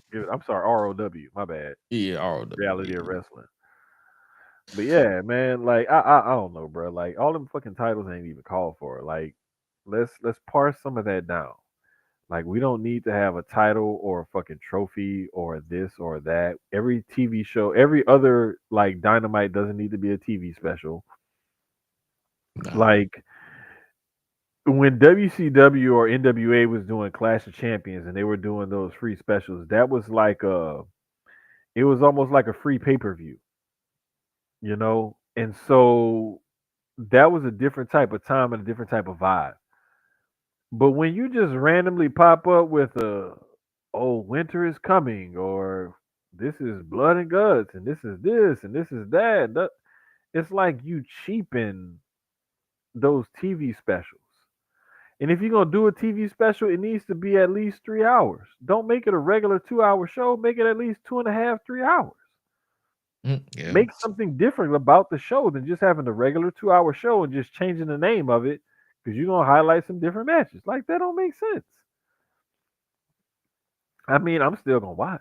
Yeah, we still gonna watch. We just giving y'all solid critique. That's Yeah, it. it's just it just some things make sense and some things doesn't. And that's one of the things that I don't get about it. I'm still gonna enjoy it and watch it. I just don't get why do we have to have like a special for it and a name, and why are we having this type of match on free TV instead of on a pay-per-view? But hey, Yeah. we'll Hey watch. man, we're gonna watch it regardless. And last bit before we hit the song of the week and get up out of here, PWI Women's 250 just dropped today. Mm-hmm. And AEW's Mercedes Moné and Toni Storm are on the cover. Mercedes Moné is number 1 and Toni Storm is number 2. And I believe they released the top 10. I believe I have it somewhere. It No, is. I know I seen shout out to the homie Alexis Littlefoot. She made the list at 248 this year. Oh, that's what's up. Shout out to her. Yeah. Yeah, she showed us she made the list at 248 this year. So shout out to her. Um, I like I said earlier when I first found out about it, I have absolutely no problem with them being 1 and 2. And even if they decided to flip flop them, I still wouldn't have a problem with it Oh, because and Maya World is 84. oh yeah, that's right. Maya is this was wait. Not only is she 84, 86, whatever on the list. Yeah. This is her first time being ranked. So for her first time to be ranked and to be ranked that high on this list, shout out to her. I forgot about that. You're right. You sure right. I did see that tweet earlier. I even retweeted and replied to it and everything. Yeah, shout out to Maya World. I think she said year 1 she was 245. So this is Oh, her okay. third year being ranked. Oh, okay. I must have This is misunderstood it then. My bad. This is her first year being in the top 100. Oh, okay. Maybe So- that's what it was then. I misunderstood. But yeah, shout out to her though, because she has had a really good fucking year this past year. Oh yeah, and shout out to her for stepping in with that Nixon Newell and old girl situation on Collision. Exactly. Like I'm not finna talk too heavy on it. We can say that for Thursday, but mhm. that whole situation was just avoidable and stupid. Pretty much. I mean, there's always a better way to handle things, and when you get in situations like that and you don't handle it right, it's always going to be looked upon like, well, you could have done this or you could have done that differently. And so when people choose not to do different and they choose to be stupid or whatever, it's like, all right, bet, live. You get what you get, and you can't say shit. Literally, that's like I'm like yeah, I got it. That's how I was. I'm like yeah, I got that. It's okay. But the top 10 is definitely Mercedes and Tony is 1 and 2, and I believe I'm trying to find that list. Oh, okay, here it is. The top 10 wrestlers: Mercedes number 1, Tony number 2, Saya, I believe that's her name, Saya Kamatani. Oh, is she in Stardom or is she in I don't know where she's in, but she's a part of Hate.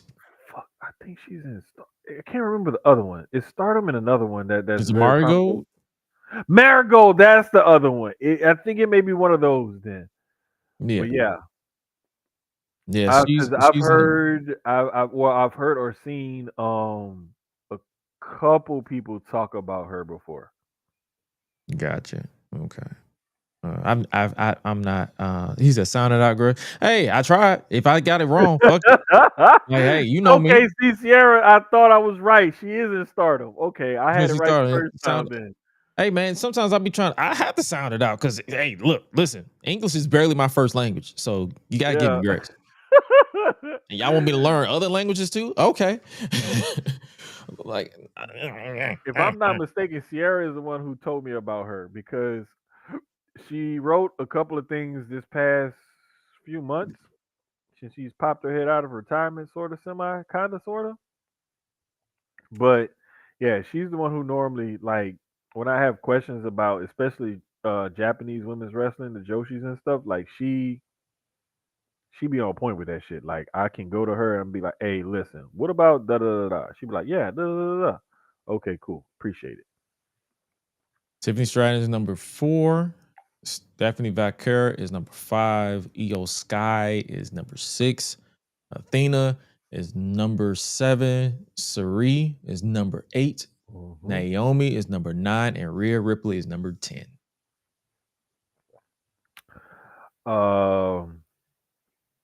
Only thing I had a problem with was they had Stephanie Vaquet ranked ahead of somebody else that was right after her, and I ain't think that was. Io? Yeah, Io. Io a bad motherfucker, bro. I wouldn't have been mad if Io was third behind Mercedes and Tony. Yeah. Straight the fuck up. Like Io a bad motherfucker. Yeah. And if you say anything less about Io Sky, you're lying to yourself and you stupid as fuck. Oh no, the top 10 does make sense, Sierra. You full right. I just had an issue with Stephanie being ranked higher than Io. That was it. That was the only thing I had a quip, qualm, or complaint, whatever about. It was just that one thing. That's it. Listen, I don't have a problem with nothing. I hope y'all have fun making that list. I hope y'all have fun continue to make these niggas mad about certain lists. Cause I love fucking chaos. Cause y'all are fucking idiots. Cause it's a fucking Oh, list. bruh. I haven't even looked at a lot of the stuff yet because I've been busy all fucking day. Oh, me Like too. I I glanced and haven't I was like, even oh, y'all looked at mad? it yet. Oh man, they mad? They mad? Or they just mad?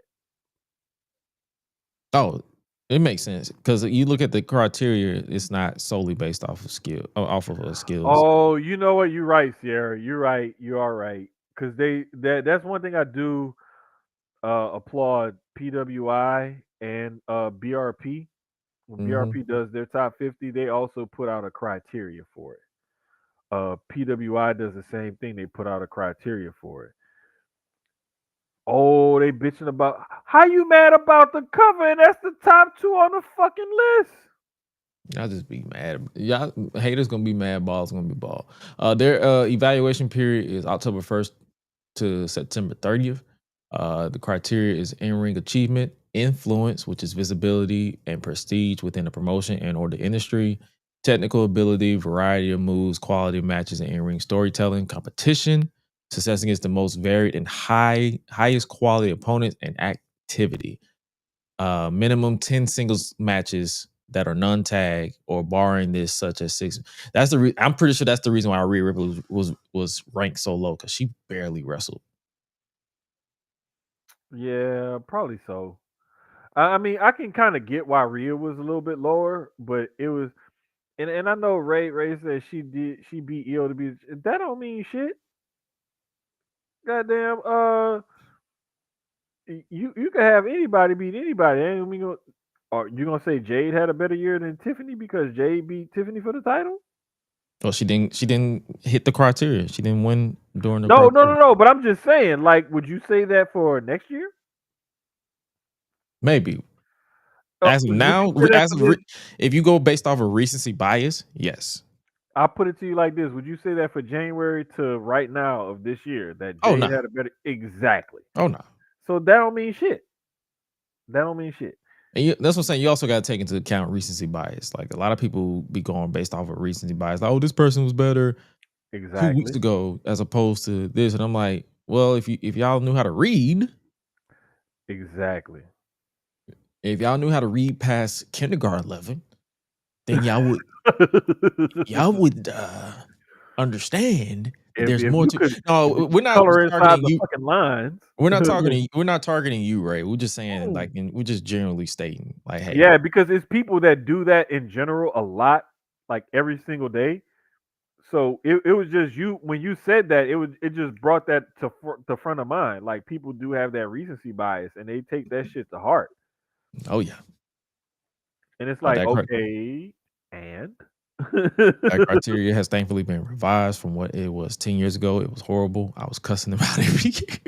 oh, see, because no, listen, that was back in like that diva era type of shit. Oh yeah. See, so back then it was like you couldn't get an emphasis on actual women wrestlers because of that diva emphasis that WWE agenda was pushing. So it's like you got to fight through some of those tropes and stereotypes and whatnot. But I mean, thank God that the industry as a whole has gotten past all that. It's still some of that shit out there, but for the most part, the industry has gotten past that. True. So, hey man, at the end of the day, shout out to everybody who's ranked. Love that for y'all.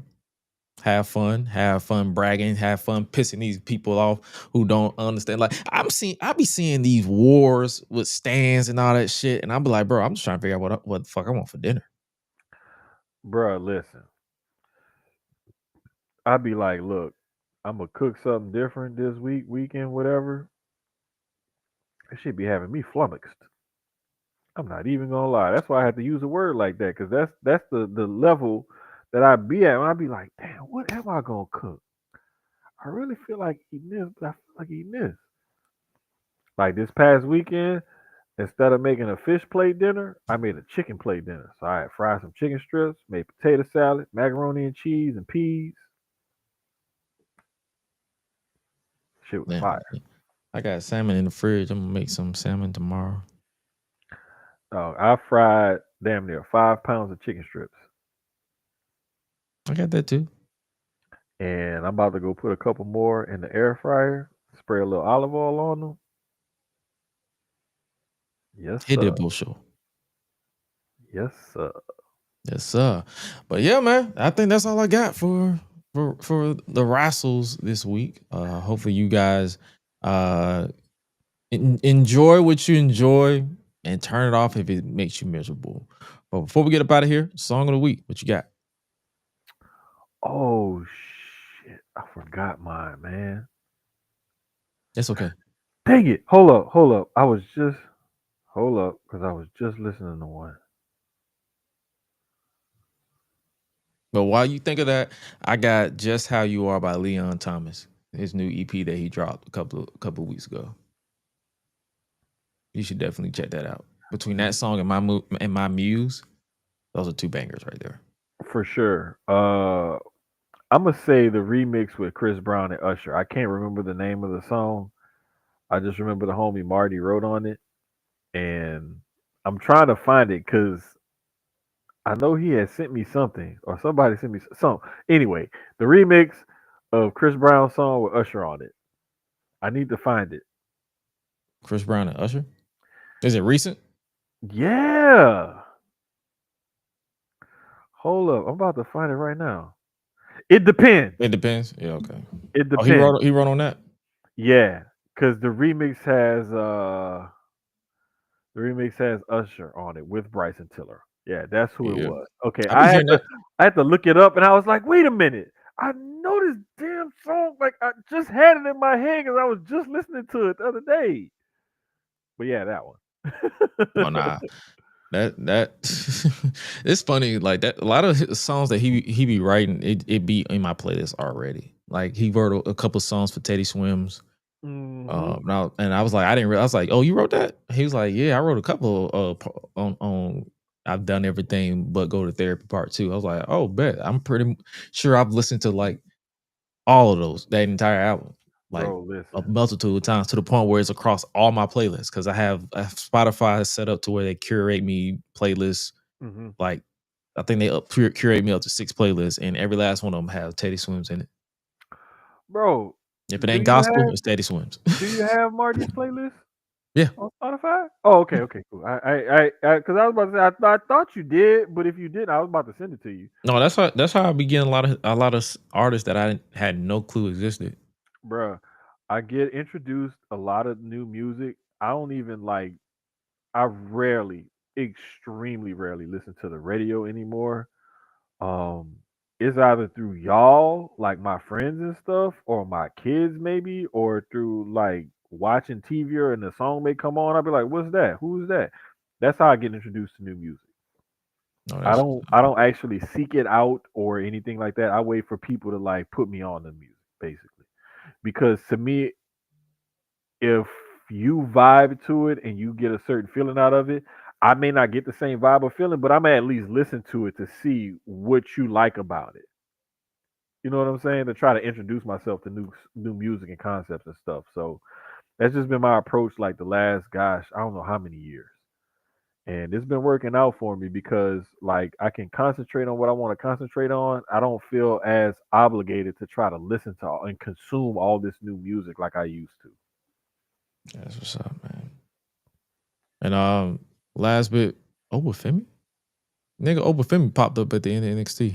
So I'm guessing he's still I down there. gotta go back and watch it because I stayed away from it today because it was like it was some college basketball on that I wanted to try to peep out, and I had been keeping my eye on that, and I think my daughter was in the room watching. She was watching the Celtics and the Sixers. Oh, that's yeah. I Yeah. just saw that. I just saw that game. Yeah, they lost by 2 points. The Celtics. Mm-hmm. Yep.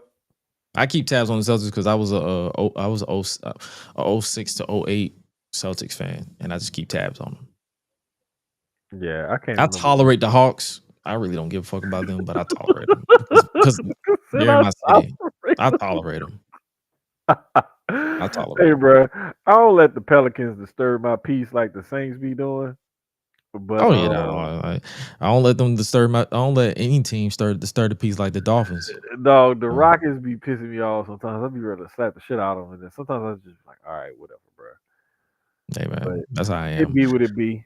It be what it be, and hopefully you guys enjoy what we brought to you because this episode be what it be, and that is our show, ladies and gentlemen. Hope you guys enjoyed this episode of the GRESH UNLEASHED podcast, episode 141. Hopefully you guys stay locked in as we wind down the year, as they say in the country, but we're really saying winding down the year. Had the code switch on y'all.